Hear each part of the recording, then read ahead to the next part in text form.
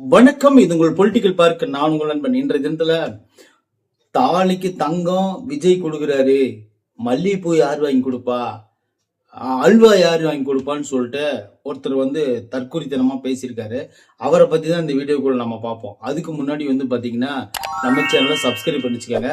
இதோ இங்க தெரிகிற இந்த QR கோடை பயன்படுத்தி நம்ம சேனலுக்கு நிதியுதவி செய்யணும் அப்படின்னு நினைச்சீங்கன்னா தயவு செய்து செய்யுங்க. உங்களுக்கான குவாலிட்டியான வீடியோக்களை நான் பதிவிடுறேன். சரி, ஓகே. என்ன நடந்துச்சுன்னு பாத்தீங்கன்னா, ஒரு பரப்புரை கூட்டத்துல சாட்டை துரைமுருகன் என்ன சொல்லிக்காருன்னு பாத்தீங்கன்னா, அதாவது தாலிக்கு தங்கம் 1 பவுன் தங்கம் வாங்கி கட்ட கூட உனக்கு வக்கலைன்னா நீ எதுக்கு கல்யாணம் பண்ணிக்கிற, அந்த பிள்ளை எப்படி வச்சு காப்பாத்துவ, அது பேசுறவர்கள் கரெக்ட். இது ஒரு நியாயமான ஒரு கேள்வி, கரெக்டான கேள்வி.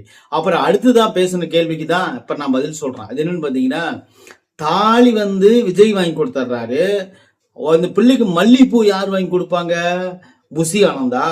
அந்த பிள்ளைக்கு அல்வா யார் வாங்கி கொடுப்பாங்க, ஆதவர்ஜனாவா. அந்த பிள்ளைக்கு வேற ஏதோ தேவைன்னா யார் வாங்கி கொடுப்பாங்க, பிரபா அப்படின்னு சொல்லிட்டு காரைக்குடியோடைய அந்த பிரபுவை பத்தி பேசுறாரு.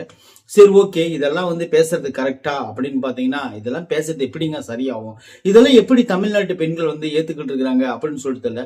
இவ்வளவு வல்கரா இறங்கி விஜய் பேச வேண்டிய அவசியம் என்ன?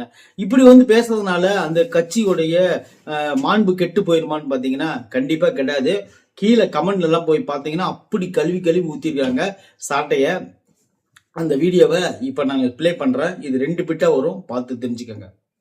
சரி, தங்க விஜய் கொடுத்துருவாரு, பட்டு புடவை விஜய் கொடுத்துருவாரு. நாளைக்கு அந்த பிள்ளைக்கு மல்லிகைப்பூ யார் வாங்கி தருவா, புஷியானந்த் வாங்கி தருவாரா, யார் வாங்கி தருவா? இது ஒண்ணு வச்சா பாருங்க. இந்த மாதிரி பேசுறாங்க வல்கரா. அதை இவ்வளவு கேவலமா ஒரு கட்சியை பேசணும் அப்படிங்கிற என்ன ஒரு அவசியம் இருக்கு? அது தாலிக்கு தங்கம் அவங்க என்னைக்கா கொடுக்குறாங்க? அம்மா, அதாவது முதலமைச்சர் அம்மா ஜெயலலிதா இருக்கும்போதுல இருந்து தாலிக்கு தங்கம் அப்படிங்கிற ஒரு திட்டம் இருந்துச்சுன்னு உங்களுக்கு எல்லாத்துக்குமே தெரியும். அப்பெல்லாம் வச்சு பேசியிருந்தாங்கன்னா வாயை கிழிச்சு போட்டு மிதிச்சிருப்பாங்க. ஆனா இன்னைக்கு விஜய் பேசுனா யாரும் கேட்கறதுக்கு ஆள் இல்ல. அதனால இவங்க எல்லாம் வரிசையா வஞ்சி கட்டிட்டு பேசிட்டு இருக்காங்களே தவிர மற்றபடி இவங்க இப்போ எதிர்த்து பேசுறதுக்கு ஆள் இல்ல அப்படிங்கிறதுக்காக தான் இவங்க தொடர்ந்து இப்படி பேசிட்டு இருக்காங்க, அவதூறு பரப்பிட்டு இருக்காங்க அப்படின்னு சொல்லிட்டு தான் நான் இந்த வீடியோல சொல்ல வரேன். அடுத்து இன்னொரு கிளிப்பை பாத்துருங்க. வாங்கி கொடுக்கணும் மனைவிக்கு ஒரு அல்வா ஸ்வீட் வாங்கி கொடுக்கணும். யார் வாங்கி தருவா? ஆதவர்ஜன் வாங்கி தருவாரா? யார் வாங்கி தருவா? இந்த காரைக்குடி பிரபு வாங்கி தருவாங்களா? இந்த மாதிரி எல்லாம் ஒரு வல்கரா பேசக்கூடிய ஆட்கள் போன கூட்டத்துல அந்த ஒரு பொண்ணு, இளம் பொண்ணு தூக்கி சீமானண்ண முத்தம் கொடுத்தாரு. இதுவரையிலும் ஒருத்தன் வாய்தம் இல்லையே. அந்த டீம்ல இருக்கக்கூடிய ஒரு இளம் பொண்ணை எப்படின்னா நீ தூக்கி முத்தம் கொடுக்கலாம்? அது வேண்டாம் வேண்டாம்னு சொல்ல சொல்ல கதற தூக்கி எப்படி முத்தம் கொடுக்குறியானா இதெல்லாம் தப்பு இல்லையா அப்படின்னு சொல்லிட்டு ஒரு வார்த்தை கேட்க வக்கு இல்ல. இவனுங்க விஜயினுடைய திட்டங்களை கேவலமா பேச இவனுங்களுக்கு வாய் அவ்வளவு அகலமா பேசுறானுங்க. தொடர்ந்து இவங்க பூரா விஜய் மேல அவதூறு தான் பேசிட்டு இருக்காங்க. குறிப்பா இவங்க எதனால பேசுறாங்கன்னு பாத்தீங்கன்னா, திமுக சொல்லிதான் பேசுறேன் அப்படின்னு சொல்லிட்டு ஓபன் ஸ்டேட்மெண்ட் சொல்றாங்க. அதாவது நம்ம பங்காளி சண்டை என்னைக்குனாலும் அடிச்சு தீர்த்துக்கலாம், ஆனா புதுசா வர்ற விஜய் மட்டும் விட்டுறாத, விஜய் திட்டுறது எனக்கு ரொம்ப பிடிச்சிருக்குது அப்படின்னு வேற கம்ப்ளைண்ட் பண்ணிட்டு இருக்கிறானுங்க. இந்த மாதிரி ஆளுங்க, இந்த மாதிரி சோசியல் டஸ்ட்டுக்கெல்லாம் நீங்க உங்களை ஓட்டை போட்டு வேஸ்ட் பண்ணிடாதீங்க அப்படின்னு நான் சொல்ல வரல. தாவேக்க தொண்டர்கள் அந்த மாதிரி பேசிட்டு இருக்காங்க. நான் இதுக்கு அந்த கட்சிக்கு ஓட்டு போடுங்க, போட வேண்டாம் அப்படின்னு நான் சொல்ல போறேன். நம்மளுக்கு நியாயமா யார் பேசினாலும் அவங்களுக்கு சப்போர்ட் பண்ணுவேன் அப்படின்னு சொல்லிதான் நம்ம சேனலுடைய ஒரு நோக்கம். இந்த மாதிரிலாம் பேசக்கூடாது அப்படின்னு சொல்லிதான் இந்த வீடியோ நான் உங்களுக்கு அவேர்னஸ் வீடியோவா நான் பதிவு பண்றேன். இன்னைக்கு தலைவர் சென்னையில ரோடு ஷோ கிடையாது, ரோடு ஷோ தான். ரோடு ஷோலயே வேன் ஷோ கிடையாது, வேன் நின்று கையாளுறது கிடையாது. இன்னைக்கு நடந்தே தலைவர் இன்னைக்கு பிரயாணம் போயிருக்காரு. அத்தனை பேரு கூட்டம் பாத்தீங்கன்னா வேற லெவல் கூட்டம். அந்த கூட்டமெல்லாம் இந்த அளவுக்கு வரும் அப்படின்னு சொல்லிட்டு யாருமே எதிர்பார்த்திருக்க மாட்டாங்க. அந்த மாதிரி ஒரு பெரிய கூட்டத்தின் நடுவுல இன்னைக்கு தலைவர் பிரச்சாரம் பண்ணிட்டு இருக்காங்க. அவன் வயிறு எரிஞ்சிட்டு இருக்கான். இதை பார்க்கும்போது தான் இவங்களுக்கு என்ன பேசுறதுன்னு தெரியாம இந்த மண்டை குழம்பி போய், அது பத்தாத்துக்கு வெயில் வேற அடிக்குதா, வெயில்ல மண்டை குழம்பி போய் ஐயோ இத்தனை கூட்டம் போகுதே, நம்ம பேசணும்னா வேனை சுத்தி நம்ம ஆளுங்க தான் 30 பேர் நிக்கிறாங்க, அதுக்கப்புறம் யாரையுமே காணுமே, கூட்டம் சேர்ந்தாதான் நம்ம கொஞ்சம் வசூல் பண்றதுக்கு சௌரியமா இருக்கும். அது அந்த ஒரு பாப்பா உண்டியல் காசை கொடுத்துட்டு உற்றாதீங்க பெரியப்பா அப்படின்னு நிச்சாமா. உற்றாதீங்க பெரியப்பான்னு தமிழ்நாட்டை காப்பாற்ற சொல்லி உற்றாதீங்க பெரியப்பான்னு சொல்ல, உண்டியில உற்றாதீங்க பெரியப்பான்னு சொல்லி அந்த பிள்ளை அதை வந்து இவர் சீமான் இருந்துகிட்டே நான் உற்றாதீங்க பெரியப்பான்னு சொல்லி கத்துதுன்னு சொல்லிட்டு இவனுங்களா புலிவிட்டு திரிக்கிறாங்க. இதெல்லாம் வந்து பொய் தான். இவங்களெல்லாம் பேசணும்னு சொல்லிட்டு எனக்கெல்லாம் ஐடியாவே கிடையாது. இவங்க வந்து நல்லவங்க தான், ஆனா இருந்தாலும் வாய் தான் கொஞ்சம் சரியில்லை. ஆனா நிஜமாலும் இன்னைக்கு எழுதி வச்சுக்கோங்கடா, தேர்தலுக்கு 2 நாளைக்கு முன்னாடியே சொல்றேன், செவ்வாய்க்கிழமை 21 சொல்றேன், ஏப்ரல் 21, இன்னைக்கு வந்து 2026, இன்னைக்கு சொல்றேன், நாம் தமிழருக்கு வந்து ஓட்டு சதவீதம் கம்மியாகுதுன்னு சொன்னா அதுக்கு காரணம் விஜய் வந்து நீங்க விமர்சனம் பண்ணக்கூடிய ஒரே ஒரு காரணமா தான் இருக்குமே தவிர வேற எந்த காரணமும் கிடையாது. நீங்க எல்லா வகையிலும் கரெக்ட் தான், ஆனா விஜயை பத்தி திட்டுறது ஒண்ணு மட்டும்தான் உங்களோட மைனஸா இருக்க போது. குறிப்பா இந்த மாதிரி ஆளுங்க வந்து இந்த மாதிரி அவதூறு, இந்த மாதிரி வந்து கேவலமா ஒரு சித்தரிக்கிறாங்கல்ல, இவங்களை பெண்களை முக்கியமா பெண்களை கேவலமா சித்தரிக்கிறவங்க யாரும் வந்து தேர்தலை ஜெயிச்சதா சரித்திரமே கிடையாது.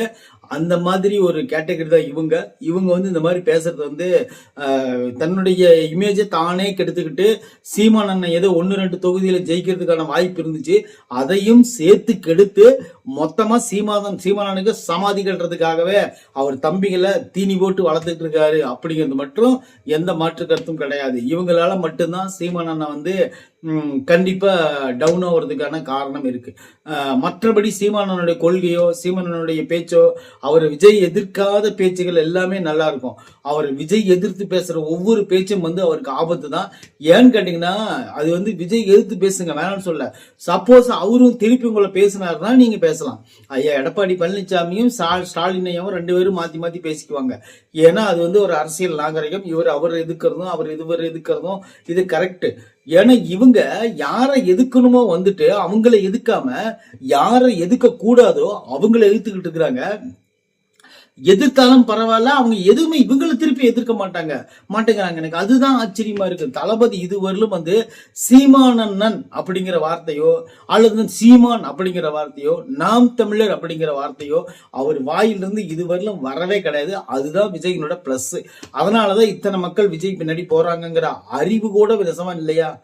அறிவுகள்ல ஒரு இது கூட என்ன சொல்றது, ஒரு இந்த மாதிரி பண்றாங்களே, இப்படி நம்ம பேசுறதுனாலதான் இவங்க எல்லாம் வந்து மக்கள் நம்மளுக்கு சப்போர்ட் பண்ண மாட்டேங்கிறாங்க அப்படிங்கிற ஒரு நாலேஜ் கூடவா இருக்காது. வேணும்னே பேசி தன்னுடைய சேனலை வந்து அதை வளர வைக்கிறதுக்காகவும் வியூஸ் ரெவென்யூ வாங்குறதுக்காகவும் சீமானனுடைய வாழ்க்கையில விளையாண்டுட்டு இருக்காங்க இந்த தம்பிங்க அப்படின்னு சொல்லிதான் உண்மை.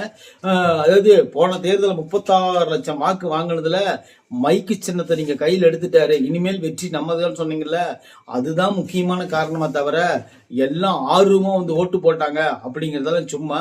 வேணா பாருங்க இந்த தேர்தல் எந்த மாதிரி கொண்டு போய் இங்க விடுன்னு பாருங்களேன். நீங்க பாத்துக்கிட்டு இருங்க. இந்த மாதிரி வந்து பெண்கள் அவதூறா பேசுறவங்க யாருமே வந்து தேர்தலை ஜெயிச்சதா சரித்திரமே கிடையாது. இந்த தேர்தல் உங்களுக்கு சரியான பாடம் கத்துக் கொடுக்கும் அப்படின்னு சொல்லிட்டு தான் நான் நினைக்கிறேன். இப்படி அவதூறு பேசுறது மாபெரும் தவறு அப்படின்னு சொல்லிதான் இந்த வீடியோ வந்து நான் கிளைம் பண்றேன். அது எனக்கு தெரிஞ்சு இதுவரையிலும் வந்து மக்கள் கிட்ட வந்து நல்ல பேர் எடுக்கணும் அப்படின்னு நினைச்சவங்க யாருமே பெண்களை வந்து மிக கேவலமா சித்தரிக்க மாட்டாங்க. ஏன்னு கேட்டீங்கன்னா மல்லிகைப்பூ வந்து வேற ஒருத்த வாங்கி தருவானா, அல்வா வேற ஒருத்த வாங்கி தருவானா அப்படின்னு சொல்லும் போது அது எவ்வளவு ஒரு கேவலமான ஒரு வல்கரான புத்தின்னு ஒரு நினைச்சு பாருங்களேன்.